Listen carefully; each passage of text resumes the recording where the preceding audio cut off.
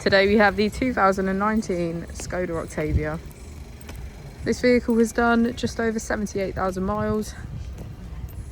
It has an automatic transmission and a petrol fuel type. To the left of our steering wheel we have voice control as a feature, and on the right we have automatic headlights.